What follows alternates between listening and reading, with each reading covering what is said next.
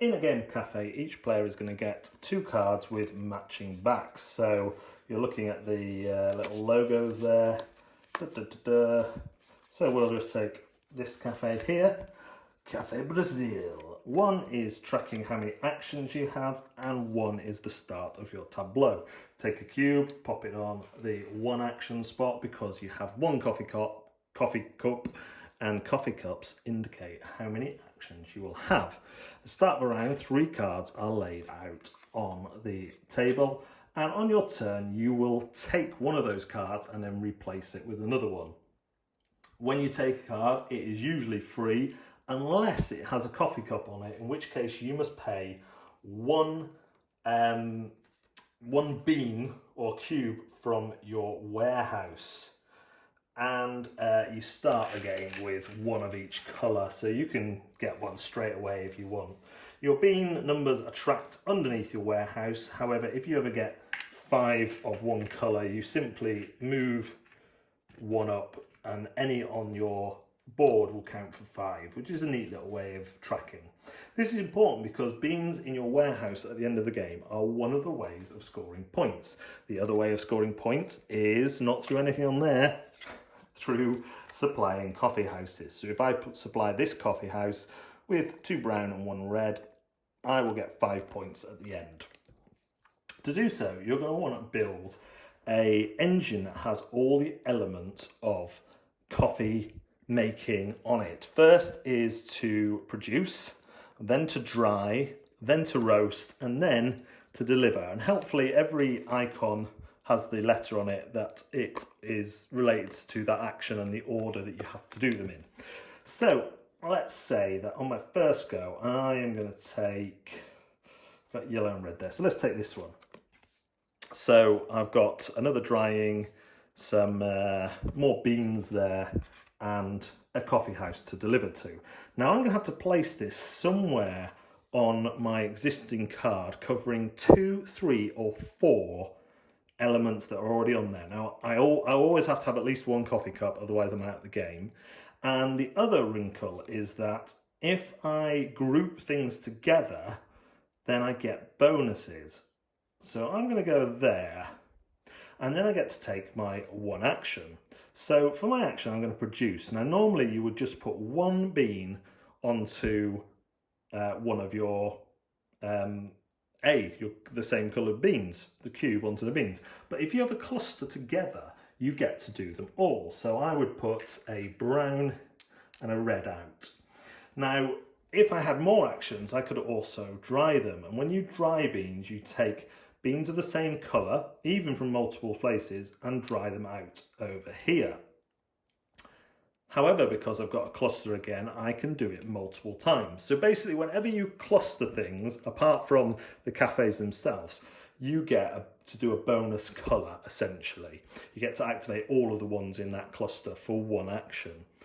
And when you deliver, you either deliver to the coffee house. So if I was delivering now, I could deliver that red one there, take this one and deliver it to my warehouse.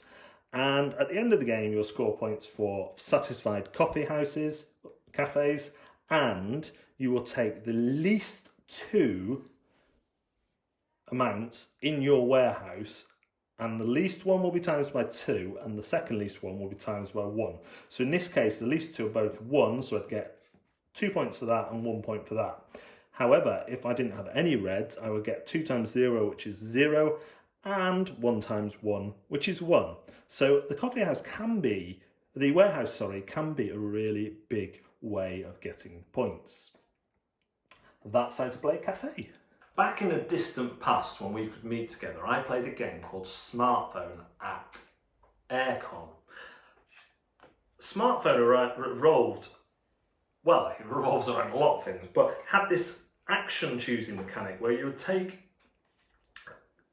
cards with grids on and you would lay them over each other in a different way to work out what actions you were going to take that turn. And it really fascinated me. And Cafe is kind of a full-blown game based on that. I absolutely love the puzzle and the decisions of right, well, if I put that there over that one, I'm going to lose that power, but it might not matter so much because of what I'm gaining. I think it's a really, really good little way of doing things. I love the power of the coffee cups. You always want a coffee cup because they give you more actions, but they're going to cost you something from your warehouse. The game is simple. Basically, you want to build in such a way that you get groups of the similar items together because that will allow you to be more efficient. It will give you those cluster bonuses. The bit that I found most difficult to explain to people is the scoring, where you want to score your first and second least amount in your warehouse. And that includes 0. So if the least amount of leftover coffee beans you have is 0, you're going to get 0 points. But it's really fascinating. It means you're not always concentrating on delivering to the cafes, because if you can get like 4 of each colour, that's going to be 8 points from your lowest and another 4 points from your second lowest, and that's like 12 points. And some of the cafes, what are they worth? 2 points. 5 points, but then again, you often need to spend from your warehouse, so it's hard to keep it balanced. There's a lot of difficult decisions in the game. You would think that getting more actions would be an obvious thing to do, but trying to use them correctly and use them in the most efficient order is a really, really good, nice puzzle. Yes, there's not multiple routes to victory, but for a game that's essentially a set of cards and cubes, there is some good crunchy decisions in here about what to sacrifice and when. And, you know, if you don't get a certain thing quick enough, the drying out or the roasting, coffee in it, but if you don't get that in the order, then you're going to produce a clog in your kind of engine that you're building, and you're going to need to sort that out. I'm just a little bit taken with this one. It's portable, the box isn't too big, the rules are clear, there's kind of cascading bonuses with cluster bonuses. You can even make your coffee cups free, but ships take up a valuable space. Should you then cover that later on and then you have to pay for your coffee cups again? It's just a great little game, and one that I highly recommend for fans of engine building, for fans of tableau tile laying games. The coffee theme is there in the sense of that you have to go through the processes, I assume, that a coffee bean goes through.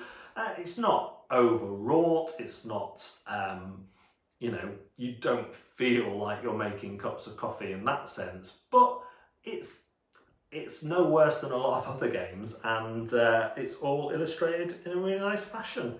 Yeah, I'm a little bit taken with this one. This is definitely one that will be staying in my collection.